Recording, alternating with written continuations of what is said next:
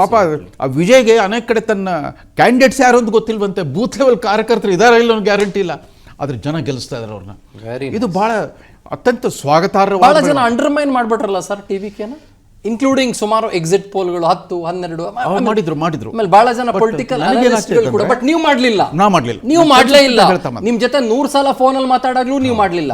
ಒಂದು under current ಇದ್ದೇ ಇದೆ ಅಂತ ಹೇಳ್ತಾ ಇದ್ರಿ. ಅದ್ ಹೆಂಗ್ ನಿಮ್ಗೆ ಅನ್ಸ್ತು? 6 ತಿಂಗಳಿಂದ ಅವರು ತಮ್ಮ ರಾಜಕಾರಣದಲ್ಲಿ ಪಾದಾರ್ಪಣೆ ಮಾಡ್ತೇವೆ ಘೋಷಣೆ ಮಾಡಿದಾಗಿಂದ ಅವರ ಸಭೆಗಳಲ್ಲಿ ಕಂಡು ಬರ್ತಾ ಇದ್ದ ಜನಸಾಗರ ಇತ್ತಲ್ಲ, ಎಕ್ಸ್ಪೋನೆನ್ಷಿಯಲ್ ಗ್ರೋತ್ ರೇಟ್, ಮತದಾನದಿರುವವರೆಗೆ ಹೆಚ್ಚಷ್ಟೇ ಬಂತು ಹೊರತು ಕಡಿಮೆ ಆಗಲೇ ಇಲ್ಲ. ಹಾಗಿದ್ರೆ ಯಾರಲ್ಲಿ ಸೇರ್ತಾ ಇದ್ದವರು ಯುವಕರು ಮತ್ತು ಮಹಿಳೆಯರು ದೊಡ್ಡ ಸಂಖ್ಯೆಯಲ್ಲಿ ಇದುವರೆಗೂ DMKನೋ ಅಥವಾ ADMK ಕುರುಡು ನಂಬಿಕೆಯಿಂದ ಓಟ್ ಕೊಟ್ಟು ಸುಸ್ತಾಗಿರೋ ಜರ್ಜರಿತರಾಗಿರೋ ಜನ ಎಲ್ಲ ಒಂದು ಹೊಸ ಬೆಳಗ್ಗೆ ಕಾಯ್ತಾ ಇದ್ರು, ಹೊಸ ಮುಖಕ್ಕೆ ಕಾಯ್ತಾ ಇದ್ರು. ಅವ್ರಿಗೆ ಯಾವುದೇ ಬ್ಯಾಗೇಜ್ ಇರಲಿಲ್ಲ ಆತನಿಗೆ, ಇಷ್ಟು ರಾಜಕಾರಣಿ ಆಗಿರದೇ ಇದ್ದಿದ್ರಂತ. ನಾನು ಇದೇ ಥರದ ಒಂದು ಈ ಅಪ್ಸರ್ಜನ್ನ ನೋಡಿದ್ದು 1982ರಲ್ಲಿ ಆಂಧ್ರ ಪ್ರದೇಶದಲ್ಲಿ NTR ತಮ್ಮ ತೆಲುಗುದೇಶಂ ಪಕ್ಷವನ್ನು ಘೋಷಣೆ ಮಾಡಿದ ಇದೇ ಥರದ ಇದು ಕಾಣ್ತಾ ಇದೆ. ಅವಾಗ ಆಗ್ಲೂ ಅಷ್ಟೇ ಮುಖ್ಯವಾಹಿನಿಯ ಮಾಧ್ಯಮಗಳು ಯಾರೂ ಅದನ್ನು ಪರಿಗಣಿಸಲಿಲ್ಲ. NTRಗೆ 30 ಸೀಟು 25 ಸೀಟು ಕೊಟ್ಬಿಟ್ಟಿದ್ರು.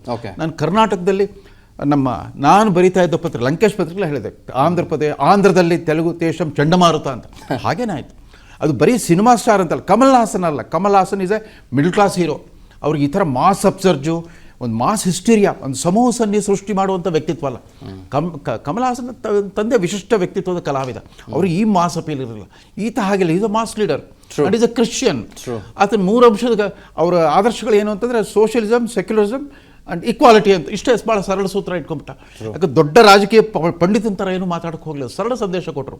ಇವರು ಕಾಂಗ್ರೆಸ್ ಪಕ್ಷಕ್ಕೆ ಹಂಗಾಗಿತ್ತು. 1989ರಲ್ಲಿ ವೀರೇಂದ್ರ ಪಾಟೀಲ್ರು ಹೋದಲ್ಲಿ ಬಂದಲ್ಲಿ ನಾವು ಹಿಂದೆ ಮಾಡಿದ ಪ್ರಮಾದಗಳಿಗಾಗಿ ನೀವು ಶಿಕ್ಷೆ ಕೊಟ್ಟಿದ್ದೀರ, 6 ವರ್ಷ ನಾವು ವಿರೋಧ ಪಕ್ಷದಲ್ಲಿದ್ವಿ, ಈಗೊಂದು ಅವಕಾಶ ಕೊಡಿ ಅಂತ ಅಷ್ಟೇ ಹೇಳ್ತಾ ಬಂದರು. ಕರ್ನಾಟಕ ಜನ ಅವ್ರಿಗೆ 174 ಸೀಟ್ಗಳು ರಾಕ್ಷಸ ಬಹುಮತ ಕೊಟ್ಬಿಟ್ರು. ತಮಿಳುನಾಡಿನಲ್ಲಿ ಅಂಥ ಒಂದು ಬದಲಾವಣೆ ಬೇಕಾಗಿತ್ತು, ಬದಲಾವಣೆ ಬರ್ತಾ ಇದೆ. ಆಮೇಲೆ ಕೇರಳ ಮತ್ತು ಪಶ್ಚಿಮ ಬಂಗಾಳ ತಮಾಷೆ ಏನಂತಂದ್ರೆ ಇಂಡಿ ಮೈತ್ರಿಕೂಟದ ನಡುವೆ ಜಗಳ ಅನ್ನೋದು ಬರ್ತೀನಿ ಸರ್. ಕೇರಳ ಪಶ್ಚಿಮ ಬಂಗಾಳದ ಬಗ್ಗೆ ನಾನು ಸಪ್ರೇಟ್ ಆಗಿ ಮಾತಾಡ್ತೀನಿ. ತಮಿಳುನಾಡು ಒಂದು ಕ್ವಿಕ್ ರಿಯಾಕ್ಷನ್ ತಗೊಂಡು ಮುಗಿಸ್ಬಿಡ್ತೀನಿ. ಈಗ ಸದ್ಯದ ಟ್ರೆಂಡ್ ಗಮನಿಸಿದಾಗ 100, 60, 52 ನಾನು ಹೈಯೆಸ್ಟ್ ಆರ್ಡರಿಂದ ಮಾತಾಡ್ಕೊಂಡು ಬರ್ತಾ ಇದ್ದೀನಿ. ಬಟ್ ಸಿಂಪಲ್ ಮೆಜಾರಿಟಿಗೆ 118 ಬೇಕು. TVK ಒಂದು 95 90 ಓಕೆ, ಮ್ಯಾಕ್ಸಿಮಮ್ 100 ನಿಂತ್ಕೊಳ್ತು ಅನ್ಕೊಳ್ಳೋಣ, ಏನಾಗ್ಬೋದು? ಮತ ಎಣಿಕೆ ಟ್ರೆಂಡ್ ನೋಡಿದ್ರೆ ಆತನಿಗೆ ನಿಚ್ಚಳ ಬಹುಮತ ಬರೋ ಸಾಧ್ಯತೆ, ಸರಳ ಬಹುಮತ ಬರೋ ಸಾಧ್ಯತೆ ಇದೆ. ಯಾಕಂದ್ರೆ DMK ಹೇಳ್ಕೊಂಡು ಹೋಗ್ತಾ ಇದೆ, ನಂಬರ್ ಕಡಿಮೆ ಆಗ್ತಾ ಬರ್ತಾ ಇದೆ. ಆಮೇಲೆ ಸ್ಥಗಿತ ಕೊಂಡ್ಬಿಟ್ಟು ADMK ಅಲೈನ್ಸ್ ಅದು ಅಲ್ಲೇ, ಬಟ್ ಸ್ಟಿಲ್ ಫ್ರಾಕ್ಚರ್ಡ್ ಮ್ಯಾಂಡೇಟ್ ಬಂದರೂ ಕೂಡ ಬಹುಶಃ ಆತನ ಮುಖ್ಯ ವಿರೋಧಿ ಸ್ಟಾಲಿನ್ ಅಂತಾನೆ ಹೇಳ್ತಾ ಇದ್ರು. It's a war between Vijay versus Stalin ಅಂತ ಹೇಳ್ತಾ ಇದ್ರು. ಹಾಗಾಗಿ ಅವ್ರು ಬಹುಶಃ ಕೇಂದ್ರ ಸರ್ಕಾರ ಜೊತೆಗೇ ಯಾಕೆ ಗುಡ್ ವಿಲ್ ಇಟ್ಕೋಬಾರ್ದು ಅಂತ ಮೊದಲೇ ಸಾರಿ ಅವರು ಪಾದಾರ್ಪಣೆ ಮಾಡ್ತಾ ಇರೋದ್ರಿಂದ ತಮಿಳುನಾಡಿಗೆ ಅಭಿವೃದ್ಧಿ ದೃಷ್ಟಿಯಿಂದ ಆತನಿಗೆಲ್ಲ ಆಡಳಿತನೂ ಗೊತ್ತಿಲ್ಲ, ರಾಜಕಾರಣದಲ್ಲೂ ಪಳಗಿಲ್ಲ. ಹೀಗಾಗಿ he may opt for a safer option. ಈಗ ಪಿಣರಾಯಿ ವಿಜಯನ್ ಮಾಡಿದ ಪಾಲಿಟಿಕ್ಸ್ ಅದೇ. BJPನ ಸೈದ್ಧಾಂತಿಕವಾಗಿ ಟೀಕಿಸ್ತಾ ಇದ್ರು, ಪ್ರೈಮ್ ಮಿನಿಸ್ಟರ್ ಒಳ್ಳೆ ಬಾಂಧವ್ಯ ಇಟ್ಕೊಂಡಿದ್ರು.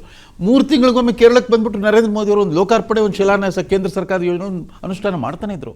So Vijay May opt for a safer option.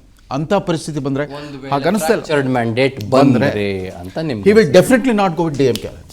Okay, he will not go with DMK. But ಅವ್ರು ಸೆಕ್ಯುಲರ್ ಅಂತ ಹೇಳಿರೋದ್ರಿಂದ